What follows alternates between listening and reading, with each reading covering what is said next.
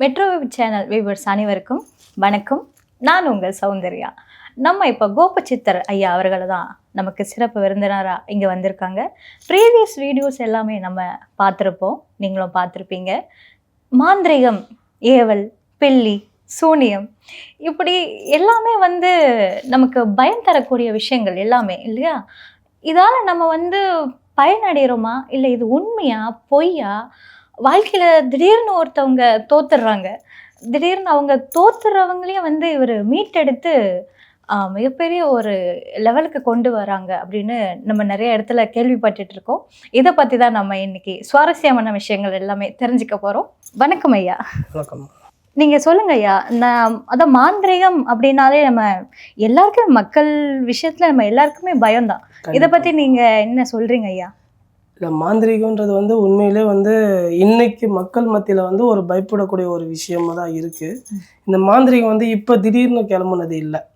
இப்போ cellphone, sim card இந்த மாதிரி சிஸ்டம் திடீர்னு வந்த மாதிரி மாந்திரிகம் இப்போ வந்ததில்லை. அது மன்னர் காலத்துலேருந்து, அதாவது கடவுள் பூமியில் வாழ்ந்த அந்த காலத்துலேருந்தே இன்றைக்கி வரல இந்த மாந்திரிகம் வந்துக்கிட்டு இருக்கு.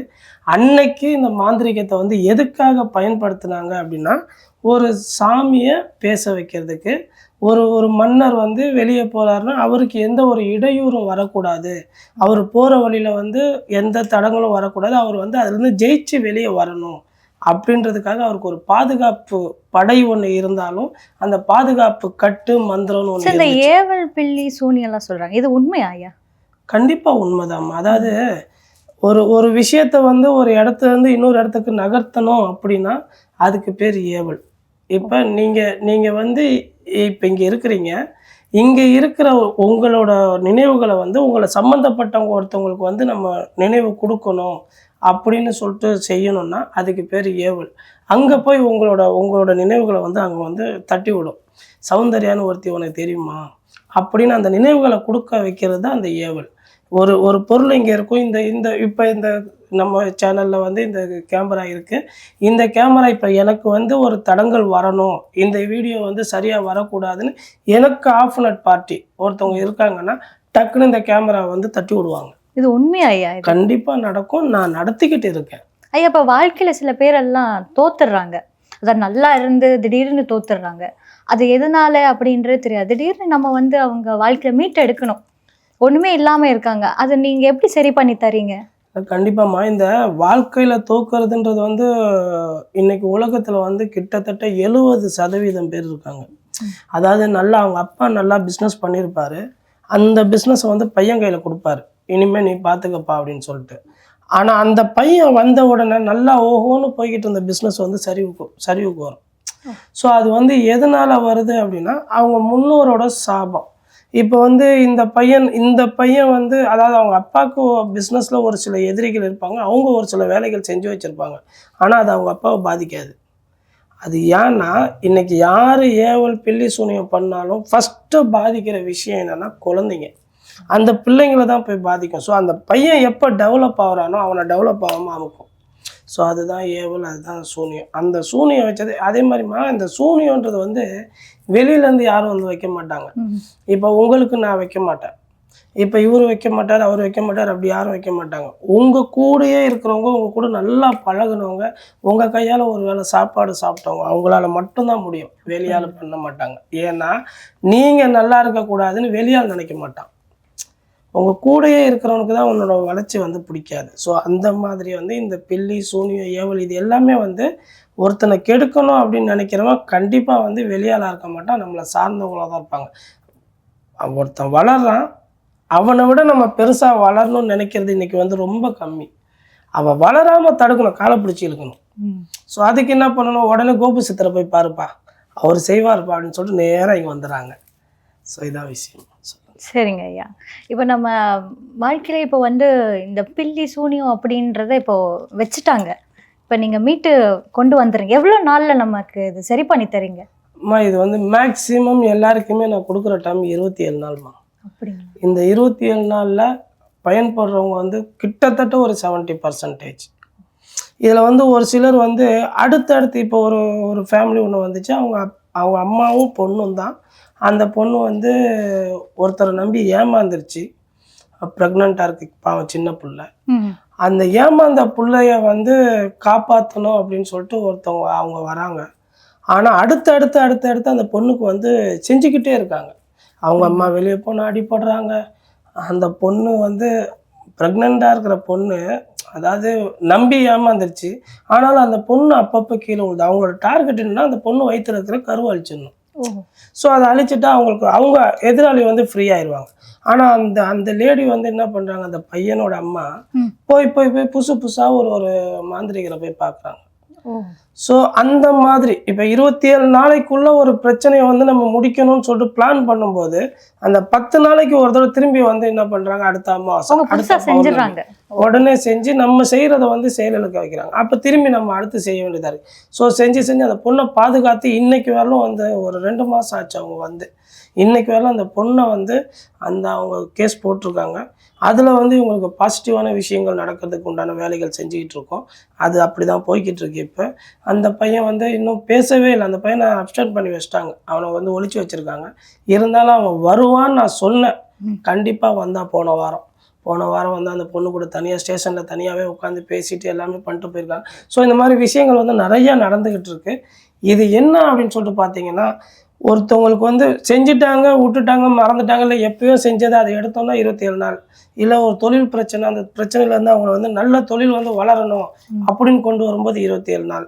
இல்லை என் பொண்ணு வந்து என் பேச்சை கேட்க மாட்டான், என் பையன் என் பேச்சை கேட்க மாட்டான் அப்படின்னு போகும்போது 27 நாள். இப்படி எல்லாமே வந்து அந்த 27 நாளுக்குள்ளே முடிச்சிருவேன். சப்போஸ் உங்களுக்கு வந்து அடுத்தடுத்து அடி விழுந்துக்கிட்டே இருக்கு. நீங்கள் ஒரு பெரிய பிஸ்னஸ் மேனு, உங்களோட பிரச்சனை வந்து ஒரு தடவை முடிஞ்சிருச்சுன்னா பரவாயில்ல. இப்போ உங்களுக்கு நிறைய எதிரிகள், தொழிலில் வந்து எதிரிகள் நிறையா இருக்காங்க. ஒருத்தவங்க இன்னொரு சந்தேகம், இப்போ இவங்க வந்து மறுபடியும் செய்யறாங்க அப்படின்னு சொன்னீங்க இல்லையா, ஆப்போசிட்ல இருக்கிறவங்க, அவங்களுக்கு இதனால எதுவும் பிரச்சனைகள் ஏற்படாதா? இல்லை, நம்ம வந்து ஃபஸ்ட்டு என்ன பண்ணுவோம்னா, அந்த பாதிக்கப்பட்டு நம்மக்கிட்ட வராங்கல்ல, அவங்களுக்கு வந்து ஒரு பாதுகாப்பு கட்டு ஒன்று போட்டுருவோம். அடுத்தடுத்து அவங்களுக்கு எந்த பிரச்சனையும் வராமல். இன்றைக்கி அதனால தான் அவங்க அம்மாவும் அந்த பொண்ணும் இப்போ தைரியமாக வெளியே நடமாடிக்கிட்டு இருக்காங்க. அந்த கட்டு போட்டுட்டு அதுக்கு அடுத்து இவங்க அனுப்புனது எல்லாமே ரிப்பீட் அனுப்புவோம். இவங்க என்னென்ன செஞ்சாங்களோ, சாத்தானை அனுப்புனாங்களா, சாத்தானை திரும்பி அவங்களுக்கே அனுப்புவோம். ஸோ இந்த பொண்ணுக்கு வந்து ஒரு கால் உடையிறதுக்கு பண்ணாங்கன்னா அவங்களுக்கு 2 காலும் உடைஞ்சி வீல் சேரில் வருவாங்க. ஸோ இந்த மாதிரி விஷயங்கள் பண்ணி கொடுப்போம். அதாவது முள்ளால் தான் எடுக்கணும்னு சொல்லுவாங்கல்ல, எங்கே தொலைச்சோமோ அங்கே தான் தேடணும். ஸோ மாந்திரிகத்தில் பாதிக்கப்பட்டவங்களும் மாந்திரிகத்தால் தான் காப்பாற்றி.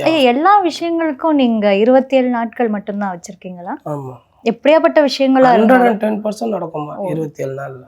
அதில் எந்த மாற்றமும் இல்லை. ஏன்னா நான் கும்புற தெய்வம் மேலே எனக்கு நம்பிக்கை இருக்குது. இது நடத்தி கொடுத்துருக்குறவங்களோட விஷயங்கள் வந்து ஏற்கனவே நம்மளோட மொதல் வீடியோலலாம் வந்து நிறைய கமெண்ட்ஸ் வந்து நிறைய பாசிட்டிவான கமெண்ட்ஸ் நிறையா வந்திருக்கும். ஸோ இங்கே வந்து ஏமாறுறவங்களுக்கு யாரும் இல்லை.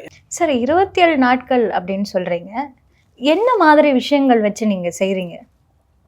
அம்மா இது வந்து என்னென்னா, இந்த வரவங்களை வந்து பயம் காட்டவே மாட்டேன். நான் வந்து சாத்தான் ஏவுறேன், நான் வந்து ஏவல் பண்ணுறேன் அப்படிலாம் இல்லை. இது முழுக்க வந்து ஆன்மீக ரீதியாக தான் நம்ம போகிறோம். இப்போ இந்த பொம்மைகள்லாம் வச்சு சில விஷயங்கள்லாம் பண்ணுவாங்க இல்லையா, அது எப்படி, அது உண்மையா? அது வந்து பாவை பொம்மைமா. அது வந்து என்னன்னா, இப்போ உங்களோட ஃபோட்டோ, இப்போ உங்களுக்கு நீங்கள் வந்து ஒருத்தவங்களுக்கு கொடுக்குறீங்க, ஒரு அசைன்மெண்ட் கொடுக்குறீங்க, என்னோட நாத்தனார் இல்லை என்னோட மாமியார் இந்த மாதிரி ஒரு பிரச்சனை கொடுக்குறாங்க சாமி, அவங்கள வந்து ஆஃப் பண்ணுங்க அப்படின்போது அவங்களோட ஃபோட்டோ வச்சு பொம்மை செய்வோம். பொம்மை செஞ்சு அதுக்கு பேர் பாவை பொம்மைன்னுவோம். அது வந்து ஒரு சில மூலிகைகள், ஒரு சில விஷயங்கள் வச்சு பண்ணுவோம். அந்த பொம்மைக்கு உண்டான பூஜையை பண்ணுவோம். அதுக்கு உண்டான எந்திரம் எழுதுவோம். அந்த எந்திரத்துக்கு உண்டான மந்திரம் படிப்போம். அப்போ படிக்கும்போது அந்த பொம்மைக்குன்னு ஒரு உயிர் வரும். அந்த பொம்மைக்குன்னு ஒரு பவர் வந்து அந்த பொம்மையில வந்து ஒரு ஆன்மாவை இறக்கும். அந்த ஆன்மா நான் சொல்றதெல்லாம் கேட்கும். நம்ம எல்லாம் வச்சு பண்றாங்கல்ல, அது வந்து மந்திரிக்கிறது. அது வந்து முட்டை மந்திரம்ன்றது அது வேற. அது அடுத்த ஸ்டெப்புக்கு வரும். ஆனா அது உண்மைதான் இல்லையா? இந்த மாந்திரிகமே வந்து முழுக்க உண்மைதான். ஆனா என்ன ஒண்ணுன்னா, மக்கள் வந்து ஒரே ஒரு விஷயம், இது மக்களுக்காக சொல்ற ஒரு விஷயம்தான். இதுல வந்து யாரு உண்மையானவங்க யாரு பொய்யானவங்க இதை மக்கள் தான் தெரிஞ்சுக்கணும். சும்மானா வந்து நிறைய வீடியோ போட்டு ஊனுவோம், அவங்கக்கிட்ட கூட்டமாக போய் சேருவாங்க. அது எதுக்குன்னு தெரியல. ஒருத்தவங்களுக்கு வந்து ஒரு விஷயம் நடக்குது, அவங்கக்கிட்ட ஒரு விஷயம் இருக்குன்னா அவங்க பேசுகிறத வச்சே தெரிஞ்சிடும். அவங்க பேசுகிறத வச்சா இவர் வந்து உண்மையிலே நல்லா பண்ணுவார் அப்படின்றது மக்களுக்கு தான் தெரியணும். ஐயா, நீங்கள் கொல்லிமலையில் தவம் இருந்திருக்கீங்க அப்படின்னு சொன்னாங்க. 90 நாள்மா. 90 90 நாள் இருந்திருக்கேன். அதே மாதிரி பார்த்தீங்கன்னா மாதம் அமாவாசைக்கு நான் கொல்லிமலையில் தான் இருப்பேன். அது வந்து 7 நாள் வந்து அங்கே இருப்பேன். அந்த 7 நாள் முடிஞ்சதுக்கப்புறம் தான் வருவேன். அதாவது அமாவாசைக்கு 3 நாள் முன்னாடி 3 நாள் பின்னாடி. அங்க என்ன மாதிரி விஷயங்கள்லாம் இந்த 90 நாட்கள் அப்படின்றது உங்களுக்கு எப்படி இருந்தது? என்ன மாதிரி விஷயங்கள் எல்லாமே நீங்க அதுல பார்த்தீங்க? ஏதாவது அமானுஷ்யம் அந்த மாதிரி ஏதாவது பார்த்தீங்களா? அதை பார்க்கறதுக்கு அதனமாக தவம் இருக்குது. அதாவது வந்து பார்த்தீங்கன்னா இந்த லௌகீக வாழ்க்கைன்றது இருக்குல்ல, இந்த லௌகீகத்தை அறுக்கணும். ஃபஸ்ட்டு வந்து மனைவி மக்கள் இதை வந்து நம்ம வந்து கட் பண்ணிவிட்டு வெளியே வரணும். இது வேணுன்ற அளவுக்கு நான் எல்லா வீடியோலையும் சொல்கிறது அதுதான். அதாவது இந்த காதல் குடும்பம் இதெல்லாம் போதுன்ற அளவுக்கு அனுபவிச்சிடணும். அனுபவிச்சதுக்கு அப்புறம் தான் ஒருத்தன் வந்து ஆன்மீகத்துக்கு வர முடியும். ஏன்னா அந்த ஆன்மீகத்துக்கு வந்ததுக்கப்புறம் பொண்டாட்டி ஞாபகம் வரக்கூடாது, பிள்ளைங்க ஞாபகம் வரக்கூடாது. அதுக்காக அவங்கள தெருவில் விட்டு வந்துருங்கன்னு நான் யாருக்கிட்டையும் சொல்லலை. இது வந்து ஒரு ஆன்மீகம் அப்படின்னும் போது அந்த ஆன்மீகத்துக்குள்ளே வந்துட்டோம்னா குடும்பத்தை பற்றி யோசிக்கக்கூடாது.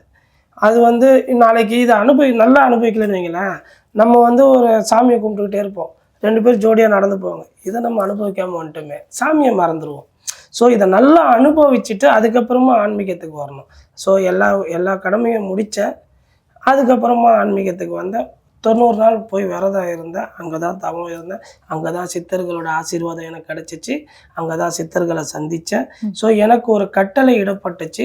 அந்த கட்டளையின்படி இன்னைக்கு மக்களுக்கு நான் அது என்ன மாதிரி கட்டளை? நீங்கள் வந்து இதுதான் பண்ணணும். இனிமேல் வந்து அதாவது நான்வெஜ்ஜை விட்டாச்சுமா, குடும்ப வாழ்க்கை இல்லறத்தை விட்டாச்சு. ஸோ இது எல்லாத்தையுமே விட்டுட்டு அதாவது குடும்பத்துக்கு நான் ஒரு பாதுகாப்பாக, இப்போ எப்படி மக்களுக்கு ஒரு பாதுகாப்பாக இருக்கணும் அந்த மாதிரி என் குடும்பத்துக்கும் நான் சேர்த்து ஒரு பாதுகாப்பாக இருக்கனே தவிர மற்றபடி இல்லறத்தை விட்டு வெளியே வந்தாச்சு. ஆனால் அவங்களையும் நீங்க பார்த்துட்டு தான் இருக்கீங்க. நான் தானே இப்போ கடமை தான். என் கடமையை விட்டுட்டு நான் வந்து கடவுள் பணி செய்யணும் எந்த கடவுளுமே சொல்லவே இல்லை. நான் எப்போ என் கடமையிலேருந்து தோக்குறேனோ அன்னைக்கு நான் ஆன்மீகத்துலேயும் தோத்துட்டேன்னு அர்த்தம். ஸோ அதையும் பார்த்துக்கிறேன். 2மே 2 கண்ணு. ஸோ அதை பார்த்துக்கிறேன். இல்லறத்தை விட்டாச்சு, இல்லறம் திறந்தாச்சு. இது எந்த மாதிரி கட்டணம்? இந்த மாதிரி விஷயங்கள் எல்லாம் அந்த அமானுஷ்யமா நடக்குது இல்லையா, இந்த ஏவல் பில்லி இதெல்லாம் எடுக்கிறது நீங்க என்ன மாதிரி கட்டணம் நீங்க வாங்குறீங்க மக்கள்கிட்ட? கட்டணம்னு பார்த்தீங்கன்னா அந்த பூஜை பொருட்களுக்கு வந்து எப்படி பார்த்தாலும் 16,000 ரூபா 17,000 ரூபா வருமா. ஏன்னா எல்லாமே சின்ன சின்ன பொருளாக தான் இருக்கும். அது எல்லாமே விலை அதிகம். விலை அதிகன்றதை விட போய் எடுத்துகிட்டு வர்றது ரிஸ்க் அதிகம். காட்டுக்குள்ளே போய் மலையில் போய் ஏறி இறங்கி அது வந்து ஒருத்தவங்களை நான் இன்றைக்கி போய் இந்த மூலிகை எடுத்துகிட்டு வாங்கன்னு சொல்லிட்டு அனுப்பும்போது அவங்க போயிட்டு வரதுக்கு 2 நாளாக அந்த காட்டுக்குள்ளே போயிட்டு வருது. ஸோ அந்த பொருளுக்கு உண்டான அந்த ரிஸ்க்குக்கு உண்டான காசு அவங்களுக்கு கொடுப்பேன். ஸோ அதுக்கு தான் அந்த காசு கேட்பேனே தவிர மற்றபடி நம்ம வந்து இதை வச்சு தான் நம்ம அதை பண்ணணும் அப்படின்ற அவசியம் இல்லை. யார்கிட்ட காசே இல்லையா, என்கிட்ட ஒன்றுமே இல்லையா அப்படின்றவங்களுக்கும் நான் பண்ணி கொடுக்குறேன். ஃப்ரீயாகவே தான் பண்ணித்தரேன். இந்த இடத்துல காசுக்கு முக்கியத்துவம் இல்லை. இப்போ நீங்கள் வந்தீங்கன்னா நான் போய் ஐயாவை பார்த்தேன், இந்த பிரச்சனைக்காக போனால் அந்த பிரச்சனை தீர்ந்து நான் நல்லா இருக்கேன் அப்படின்னு நீங்கள் 4 பேர்கிட்ட சொல்லணுன்றதுக்கு மட்டும் நான் ஆசைப்படுவேன். உங்கள் காசுக்கு கடவுள் மேலே சத்தியமாக நான் ஆசைப்பட மாட்டேன். இதுதான் என்னோட ஸ்பெஷல். அது நான் சொல்லக்கூடாது, என்கிட்ட வந்துட்டு போனவங்க கமெண்ட்டில் நிறையா எல்லா சேனல்லையும் எல்லா வீடியோலையும் சொல்லியிருக்காங்க. இதில் என்னை பற்றி தெரியாதவங்க தான் என்னை பற்றி தப்பாக பேசுவாங்க. என்னை பற்றி தெரிஞ்சவங்க. அப்போ கோபச்சித்தர் ஐயா கிட்ட வந்தால் எல்லா பிரச்சனைகளும் கண்டிப்பாக முடிவுக்கு வந்தது. என்னோட வாசகமே நல்லது நடக்கும், நல்லது மட்டுமே நடக்கும். அதுதான் என்னோட வாசகம்.